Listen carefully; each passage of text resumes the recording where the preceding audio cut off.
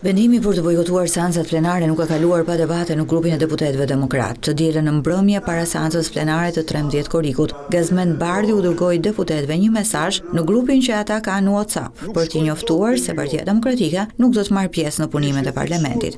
Njoftimi është shoqëruar me kritika nga deputetët të cilët kanë kërkuar që opozita të jetë në seancën ku do të raportonin institucionet e pavarura. Mes kritikëve kanë qenë Bujar Leskaj, Ina Zhupa e Jorida Tabaku, të cilët kanë kërkuar që opozita të shkojë në kuvend.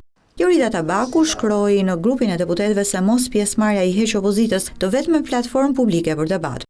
Bujar Leskaj gjithashtu shkroi se bojkoti është gabim. Deputeti i Vlorës, Leskaj, postoi qëndrimin e tij edhe në rrjetet sociale. Bojkoti i djeshëm nga Partia Demokratike i seancës plenare të kuvendit ishte një gabim politik dhe institucional. Ne duhet ta shfrytëzonim foltorin e kuvendit për të përballur sektin Rama në qeverisje me argumenta, pyetje e kritika, por zgjodhëm mungesën, zgjodhëm bojkotin, shkruan Bujar Leskaj në mesazhin e tij në Facebook. Kritika ka pasur edhe Partia e Lirisë, se Erisa Xhixho ka kërkuar edhe koordinim mes tyre për vendimet që lidhen me parlamentin. Partia Demokratike ka vendosur të mos shkojë në seancat plenare derisa të futen në rendin e ditës propozimet e saj për shfuqizimin e ligjit për investime strategjike dhe paketës së maleve.